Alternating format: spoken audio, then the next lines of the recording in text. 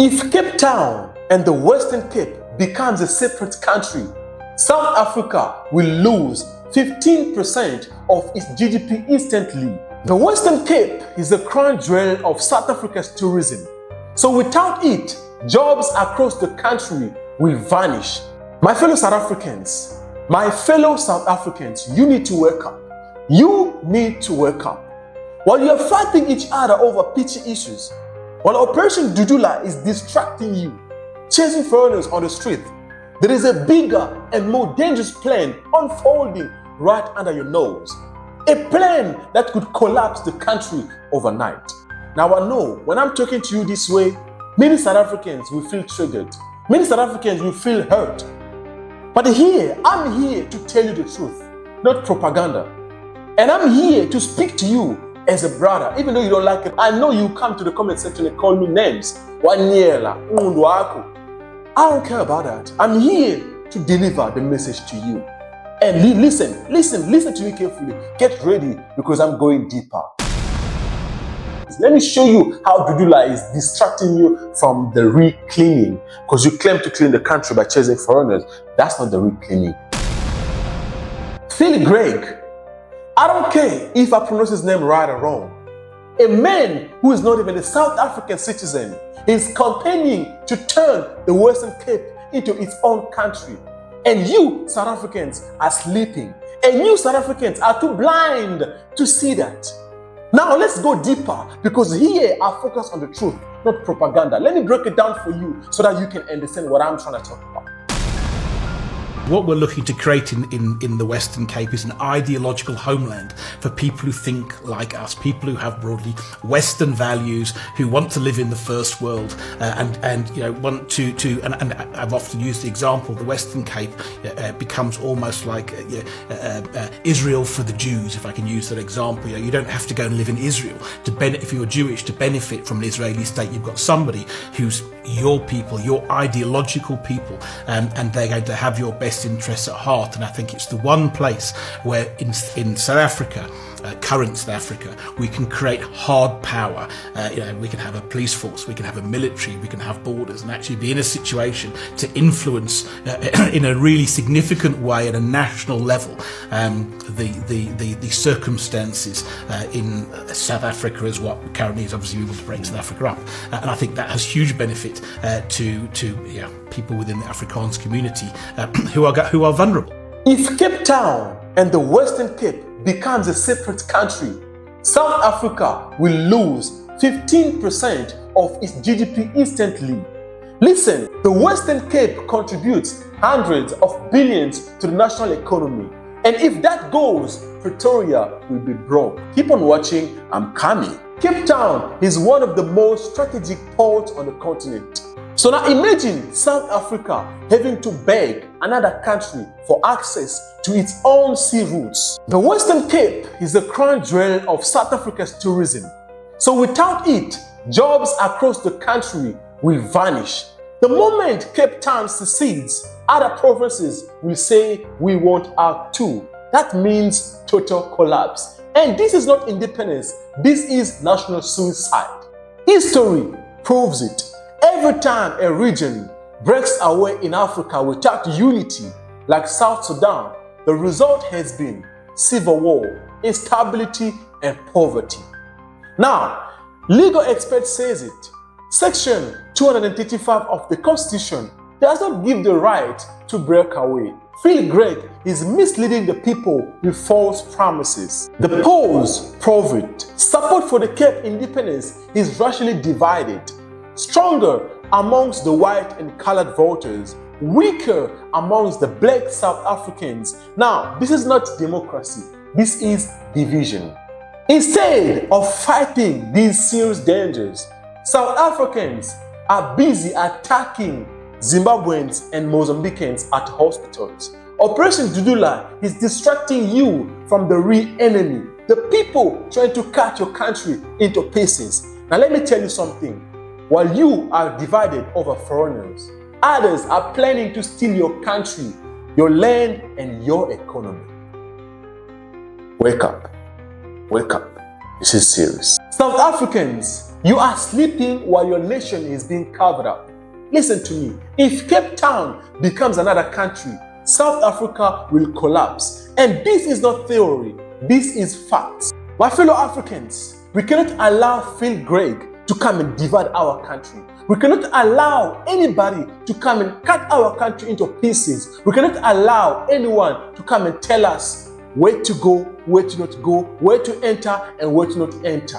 Listen to me. Unity is the only weapon that we have left. Without it, we will have no country left to fight for. I'm playing my part. Now listen to me. My name is Kesa, the African judge. Here, I speak the truth, not propaganda. If you are awake, share this message. But if you are still sleeping, that means you are part of the problem.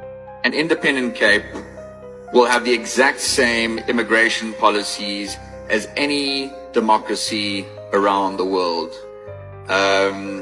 We will allow anyone to become a citizen of the Cape of Good Hope if they have if they don't have a criminal record, if they have skills that they're going to bring to our country, if they're going to bring value to the citizens of our country. So there's not going to be any hard border in which some people are allowed, other people aren't, just like any country around the world. However, every country around the world needs to have borders which ensure that the resources within that country are not taken advantage of by illegal immigrants. So how do we deal with that issue? Well, it's very simple. Currently, the reason we have such an influx of people from other parts of South Africa. First of all, I need to correct you. Countries don't need borders. Countries do not need borders. Country needs borders only to you. Because in your mind, in you, in your personality, it's only dividing and conquering. This is why we say you don't have the spirit of Ubuntu. You're not like us. You are not like us. Now, my problem is, you're not even supposed to talk about immigrants because you are the immigrant. I don't know which term can I use because you are more than an immigrant. You are a criminal. You are a criminal. You came in South Africa, killed our ancestors, took the land, enslaved people, raped people. And now you want to talk about who should come to Africa and who should not come to Africa? And the big problem is when some South Africans will come and say, leave our white alone, leave our white alone. South Africans, honestly, I think you must now question yourself, are we really smart? Because you claim to be smart. Please start questioning that because you are not. Because at the end of the day, you're still not realizing that these people will not be on your side. These people will never ever be on your side. They have a plan. Like I always say, white people will never love you. White people will never like you. They are all hypocrites. They're only there for a reason. If you see a white person in EFF, you must know that they are there for a reason. No doubt about it. Don't come to me with those stupid arguments. It's either they are there just to make you happy, or they are there to study what you guys are planning. And after that, they will turn their back on you. White people don't have the spirit of Ubuntu. You see, when I say you don't have the spirit of Ubuntu is you always have to look for something in return in order for you to help somebody. To us Africans, to us black people, we help someone no matter what, and we don't expect something in return from them. We help because we are meant to help each other. But with you, white people, it's not the same. This is why you are saying they need to have a specific skills that they have to offer. Why do you need something from them in order for you to help somebody, in order for you to take someone in your country and help them get a better life? Why? This just shows that you don't have the spirit of Ubuntu. You don't have the spirit of Ubuntu. And your problem is always you want to divide. You always want to divide. You always want to divide. Why don't you do it in Europe? Why don't you create that nice life in Europe? Don't come in Africa and do it because you don't belong in Africa. You don't belong in Africa. And don't come to me with those stupid arguments. The truth is the truth. You don't belong in Africa. And I don't even know where you belong, because if you look at the way Israel is, you don't even belong in Europe. You don't even belong in Europe. You don't belong there. Because Europe belongs to us. If we look at the way history is. So please, at least we have left Europe for you. Go to Europe. Do whatever you want to do there. Leave Africa to us. Leave Africa to us. Come on. South Africans, you need to wake up. You need to wake up. They are the ones that are fighting Operation Dudula. I mean, what do you think? South Africans, what do you think? Imagine now white people sitting there and watching Operation Dudula doing whatever they were doing. Do you think, I mean, just imagine. They are busy laughing. They are laughing. And they are happy. This is why I always say you South Africans you think you are smart, but you are not. Because you are easily manipulated. You are easily manipulated. Easily manipulated. I mean,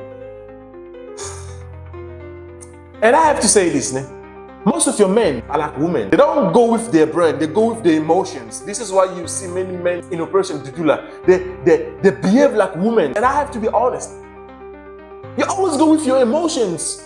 Hey foreigners, they did this. Hey foreigners, hey foreigners, hey foreigners. We're gonna chase all the foreigners in South Africa out, and then we can't surrender. You don't go with your brain. No, you don't do that, because they easily manipulate you. They easily manipulate you. You don't think. This is why I say you are lazy to do your own researches, because if you're not lazy, you'd have known that actually these people, they are manipulating us, and you wake up straight away.